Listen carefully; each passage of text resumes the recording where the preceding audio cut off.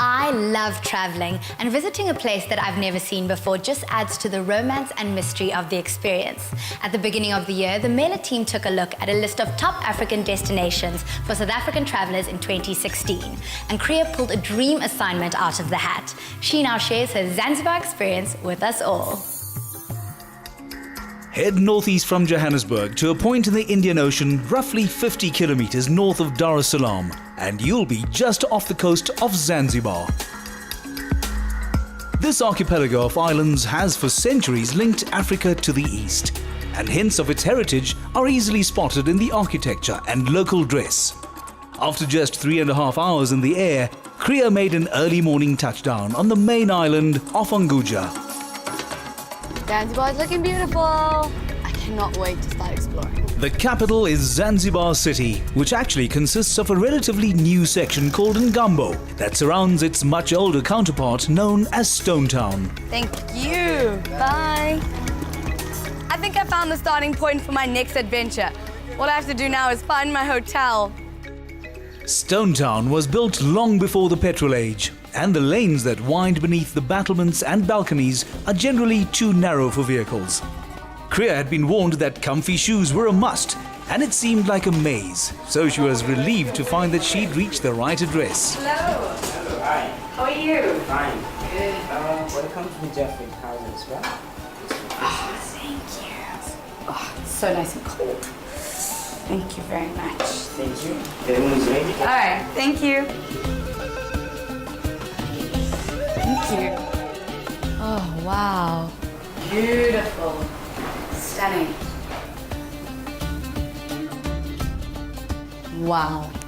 I could definitely get used to this. Yay! A refreshing shower was Kriya's first priority.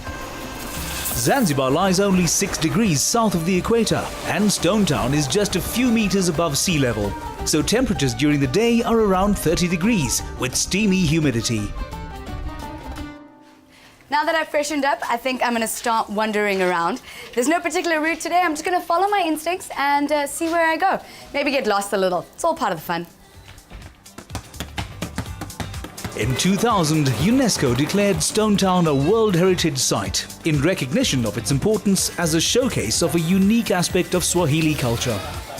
But its spectacular variety of architectural styles reflect the East African, Arab, Persian, Indian and European elements of the Zanzibari heritage. Behind me is one of the most beautiful buildings on the waterfront, the old dispensary. It gets its name from the fact that it actually was a dispensary in the first half of the 20th century. It was commissioned by a wealthy Indian merchant who lived on the island, and it really is beautiful.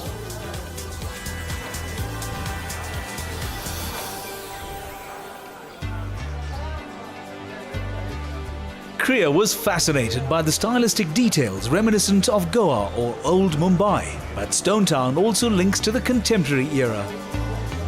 Queen with chart toppers way before my time, but even I've heard of Freddie Mercury. He's got to be one of Zanzibar's most famous celebrities, so that's why I think today's lunch has got to be retro-flavored at Mercury's restaurant named in his honor. Freddie Mercury was born in Stone Town in 1946 and spent 17 years of his life there.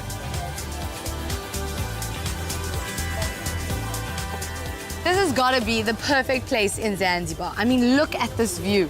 Turquoise blue water, freshly squeezed juices, and it's the perfect place to wait for my guide.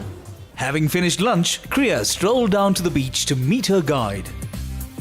Hello. Hello, how are you today? Good, thank you. Thank you so much for taking me around Stone Town. Okay, Karibu Tena, which means welcome again. That is very, very cool. What other Swahili phrases can you teach me? What's hello? Jambo. Oh, jambo. Yeah. Okay, cool. And how do we say, let's get to Stone Town? Twende mji mkongwe. Or There we Twende Stone go. Town. Yeah, there we go now. Stone Town is famous for its majestic doors, and Suleiman promised to tell Kriya the story behind them. So here we are now. You can see this is one among the nice carving doors in Stone Town here. Oh, it's beautiful. Exactly. This door is mixing with the Indian and a little bit Arabian, but in Swahili architecture as well. How do you know that it's a mixture? The brass pointed one. These were designed by Indians in 15th century. All right, and the Swahili The influence? Swahili influence is this square one, you see it?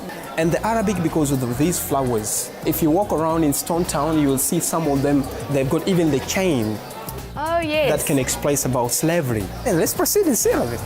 Each door presents its own mix of styles, and Kriya was learning fast.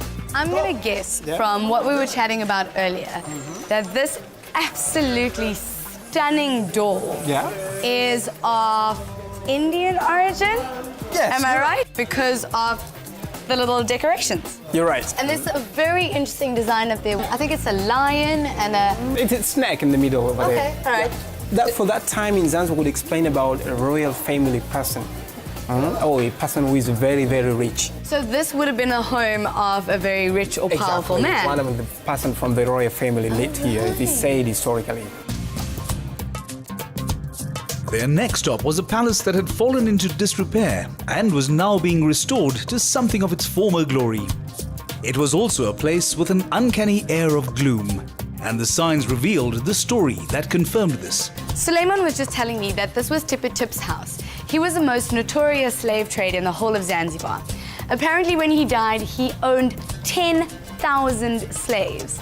It's quite a pity that there's so much scaffolding around the building, but they're in the process of renovating it. Let's see if I can get some pics. Tipper Tip used the proceeds of his slaving to build up an extensive portfolio of clove plantations, and his home was an expression of his wealth, taste and willingness to exploit the people and the resources of the Great Lakes region in Africa.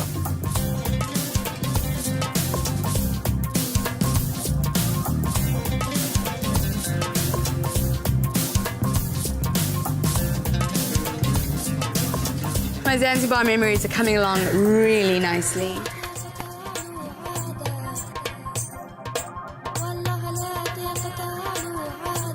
Suleiman knew the shortest route through the warren-like alleys to the largest and tallest building in Stone Town. So we're at the House of Wonders, and this is one of the biggest doors in East Africa. You're right. Okay. And this was commissioned by the third Sultan of Zanzibar? Yes, he's the one who ruled from 1870 to 1888 this island of Zanzibar. So he built this building around 1883 for the ceremonial purpose inside. So for wedding ceremonies. Exactly, get married or anniversaries, all ceremonial Will be done here. Indeed. Well, thank you so much for showing me around Stone Town and giving me a little bit more information about the doors of Zanzibar. Asante sana. Asante sana. And how do you say goodbye in Swahili? In Swahili we say kwaheri. Kwaheri. For me I can say kwaheri ya kuonana. I think I'm just gonna go with kwaheri. You're most welcome, that's good. By now, Kriya was beginning to know Stone Town a little better and browsed the stalls on the way to her next point of interest. Another building I've been told to check out is the Palace Museum, and I think I found it. In contrast to the House of Wonders, this three-story building was actually used as a residence, and the scale and quality of its design, doors and finishes indicate its royal status. One of the largest structures on the island is the Palace Museum. It used to be known as the Sultan's Palace, as it was built in 1890s as a palace for the Sultan family. Now, however, it's used as a museum to the Sultans of Zanzibar. The Sultans were descendants of the Sultan of Oman, who became ruler of the island in 1698. The top floors are dedicated to exhibits of the Sultanate up to 1890, when Zanzibar became a British protectorate, and a very young Queen Elizabeth II still gazes down from the wall.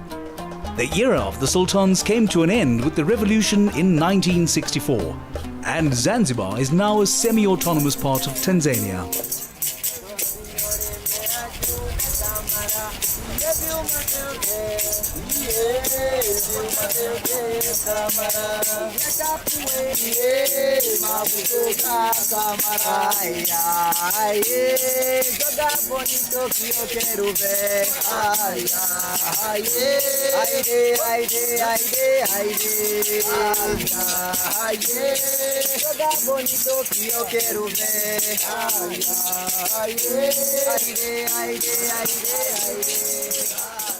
As the sun sets on Zanzibar, the locals are out and about having fun on the beach. But all this exercise is making me hungry. I think I need to go find dinner. Fortunately, all Kriya had to do was follow her nose.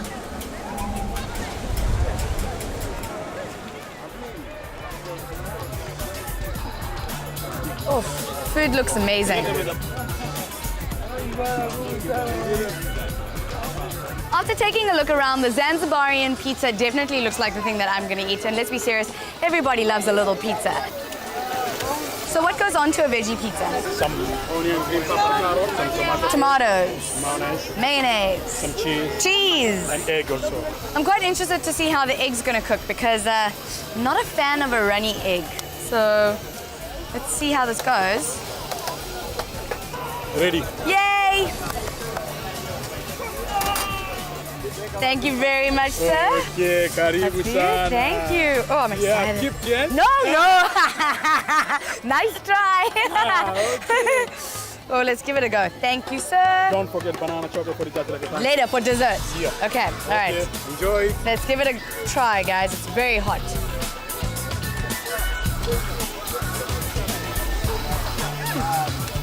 I could definitely do this for pizza.